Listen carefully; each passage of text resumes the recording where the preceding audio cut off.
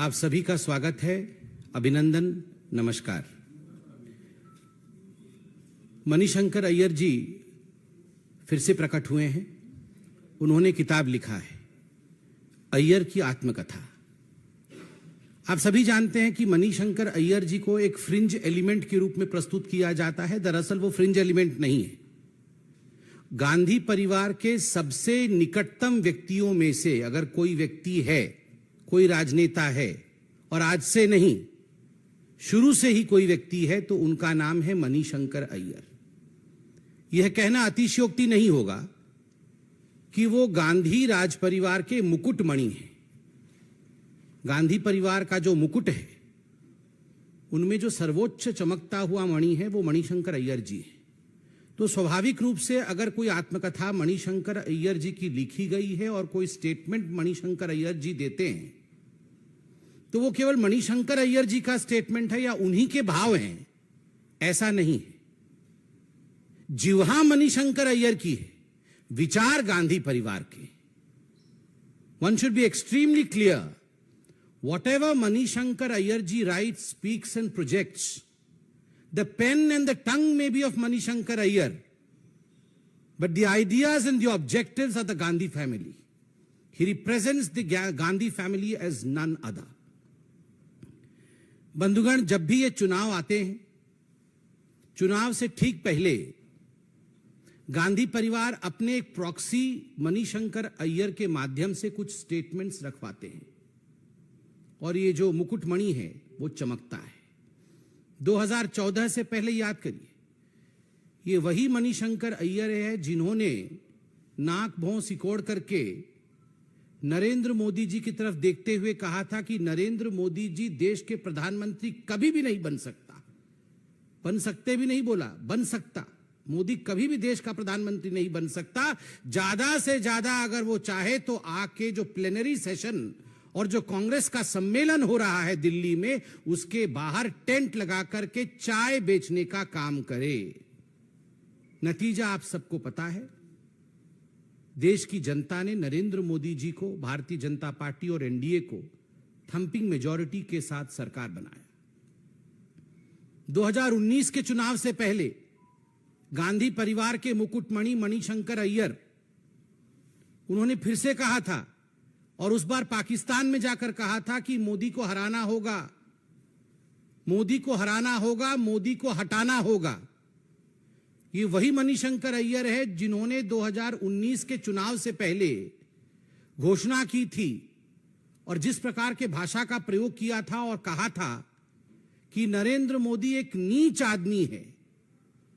देश के तमाम लोग आश्चर्यचकित रह गए थे कि आखिर गांधी परिवार के सबसे नजदीकी व्यक्ति इस प्रकार के शब्दों का प्रयोग प्रधानमंत्री के लिए कैसे कर सकते हैं। उसका भी नतीजा आपने देखा था।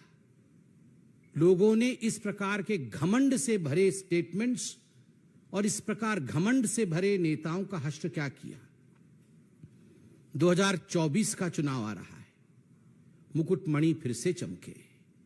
इस बार बोला ही नहीं, किताब भी लिख डाला है, और एक विषय पे नहीं, अनेक विषयों पे बोला है। मुख्यतः 3 P's, P1 परिवारवाद, P2 पक्षपात, हिंदुओं के खिलाफ पक्षपात, और P3 जिसके लिए घमंडिया के सारे नेताओं में होड़ लगी हुई है और लगेगी भी, पाकिस्तान। परिवारवाद, पक्षपात और पाकिस्तान, इन तीनों विषयों पर, और ये 3 विषय, ये जो घमंडिया अलायंस है, ये 3 विषय इस घमंडिया अलायंस के सबसे फेवरेट विषय हैं। उस पर मणिशंकर अय्यर जी ने थीसिस प्रस्तुत किया है, और अलायंस के जो the soul of the alliance has been presented by Manishankar Aiyar in the written format. जो अलायंस का आत्मा है, उसे आत्मकथा के रूप में मणिशंकर अय्यर ने रखा है।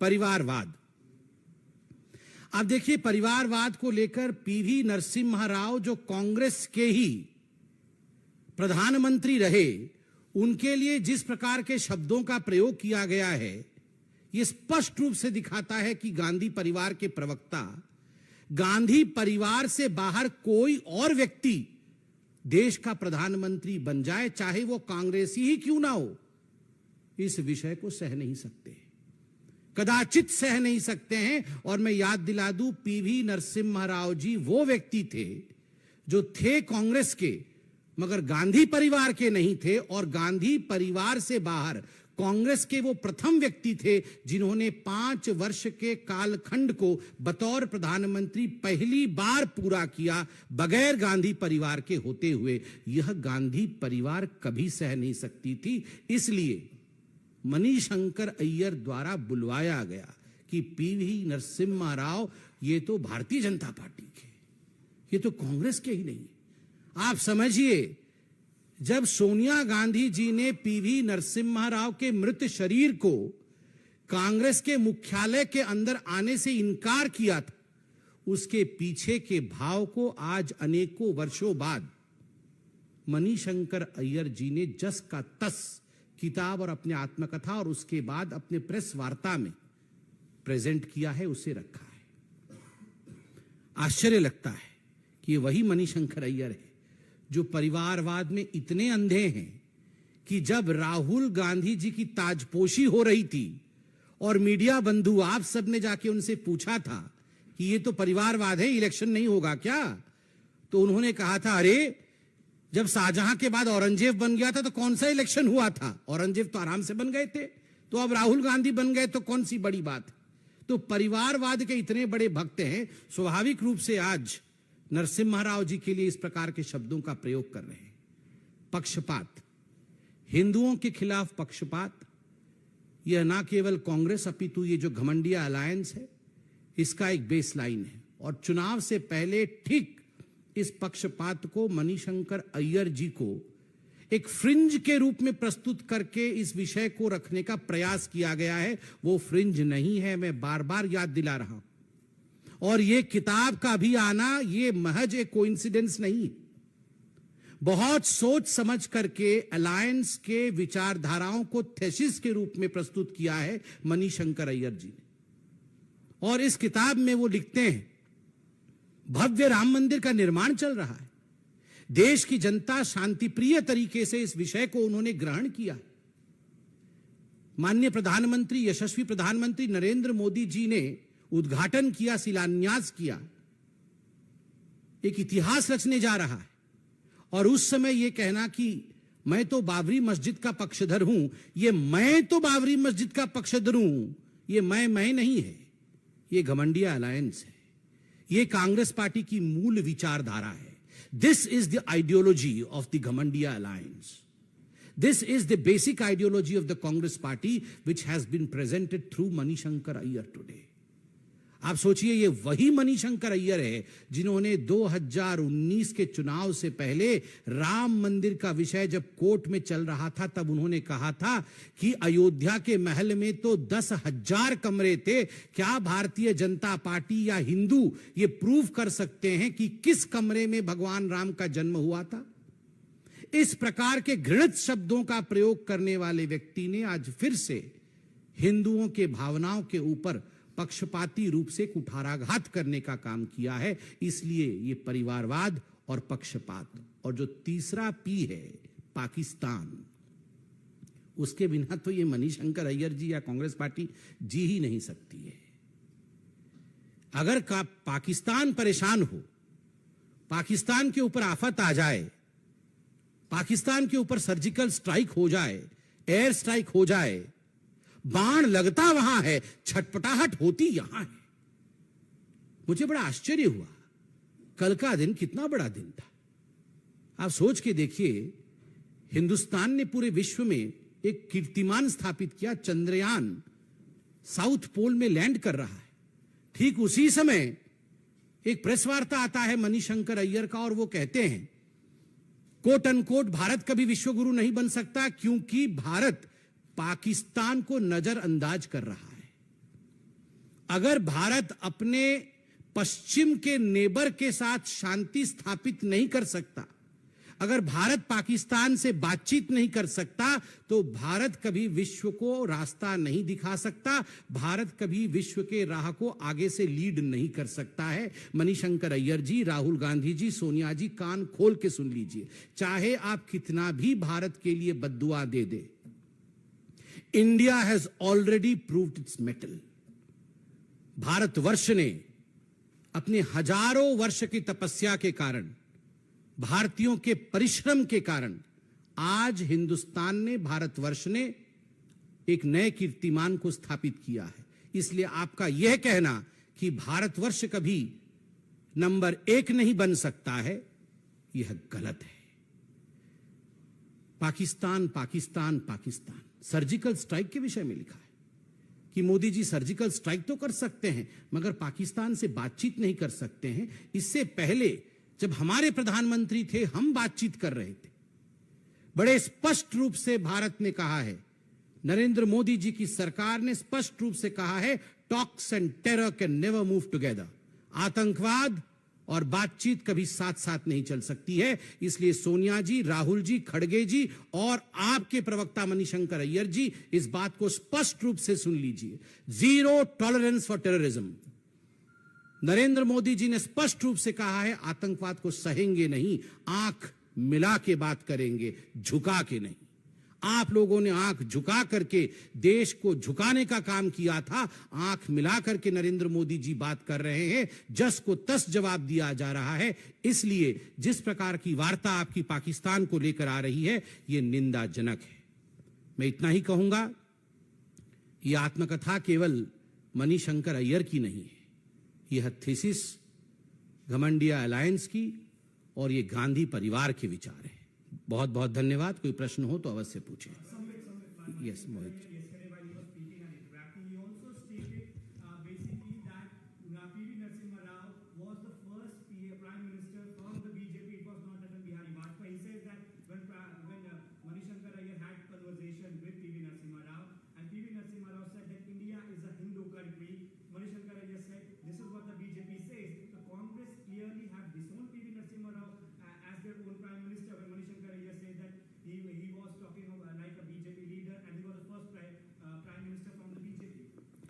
As far as Manishankar Aiyar ji is concerned, it is very clear right from the very beginning that Mr. Aiyar speaks for the Gandhi family. He is the spokesperson of the Gandhi family. So this is not just Mr. Manishankar Aiyar's way of thinking, it's the Gandhi family's way of thinking, and we are aptly clear about the fact that right from the very beginning, the Gandhi family or the coterie of the Gandhi family could never tolerate the fact that there was someone apart from the Gandhi family named Mr. P.V. Narasimha Rao, who was a non-Gandhi family person and could complete the term of Prime Minister's office, the 5 years term, despite being not from the family. This is the reason as to why he has been humiliated in the past, and the humiliation continues even today. The humiliation was to the extent that his cremation was not allowed in the capital. The humiliation was to the extent that his body, the mortal remains of Mr. Narasimha Rao, the Prime Minister of India, was not allowed into the Congress headquarters on the behest of the Congress President, Mrs. Sonia Gandhi. This was the level of disrespect that was shown to P.V. Narasimha Rao ji. So, of course, when today Mr. Manishankar Aiyar writes the same, I mean, this is not a matter of surprise. I believe this is their statement.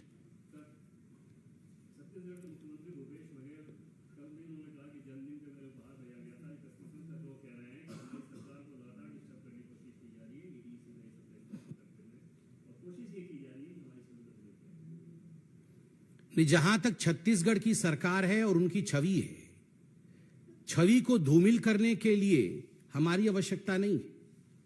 जिस प्रकार के बड़े बड़े घोटाले, घोटालों की दुकान, घोटालों की मंडली छत्तीसगढ़ की सरकार ने खोला हुआ है और उसका फ्रेंचाइजी भी बांटा हुआ है। हेडक्वार्टर तो है ही कहां, आप जानते हैं, उसके फ्रेंचाइजी भी है।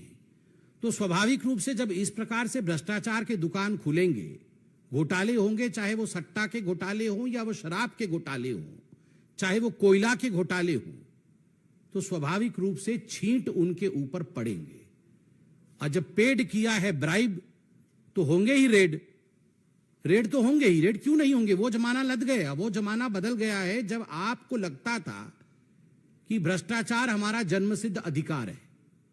आप बताइए, आपने चार्जशीट देखा है कि नहीं मुझे पता नहीं, आप बताइए जिन लोगों ने चार्जशीट पढ़ा होगा, ये लगभग 37 पेजेस का चार्जशीट है।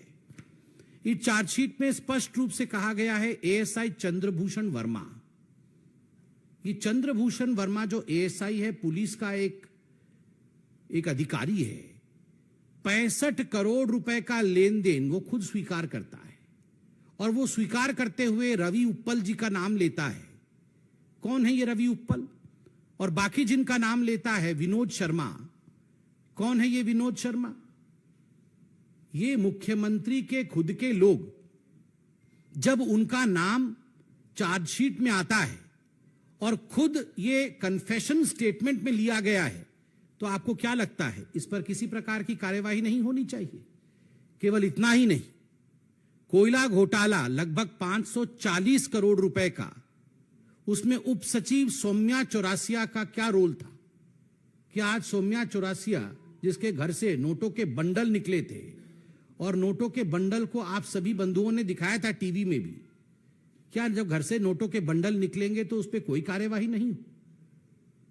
कौन सुपर सीएम कौन था? ये सौम्या चौरसिया कौन थी जो जेल के अंदर है? और कौन कौन से कांग्रेस के कार्यकर्ता आज जेल के अंदर है, ये आप भी जानते हैं।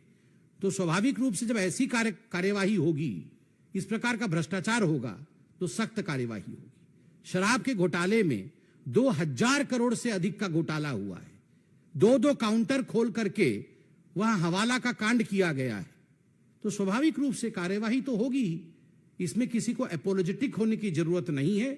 बिल्कुल सीना ठोक के कहना चाहिए, अगर जनता को लूटोगे, देश के पैसे का इस प्रकार से आप लूट खसोट मचाओगे, तो जनता के पैसे को बचाने के लिए एजेंसीज अपना काम करेगी। आप सबका ले लेंगे।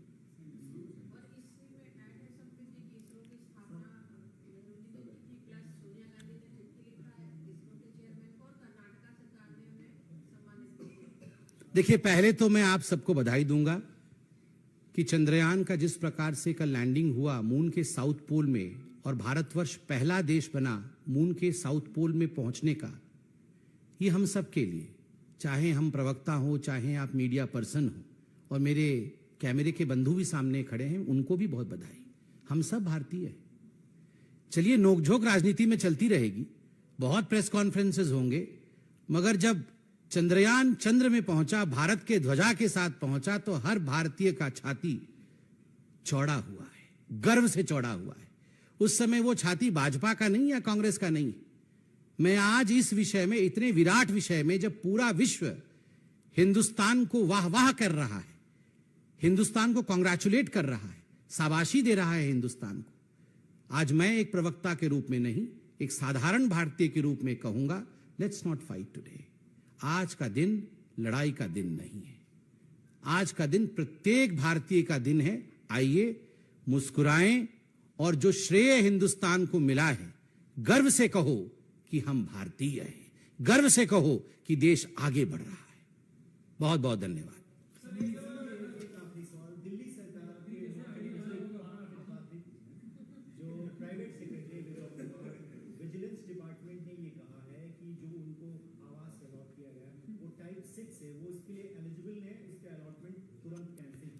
माफ करिएगा, मुझे ये विषय पर, दिल्ली सरकार की रोज की लड़ाई होती है, किसको कौन सा घर अलॉट हुआ है, पानी कितना आ रहा है, वो सारे विषय में वो मोदी जी के खिलाफ कहते रहते हैं। अब मैं ये वो भूल गया हूं क्या क्या हो रहा है उनका। अब हो गए।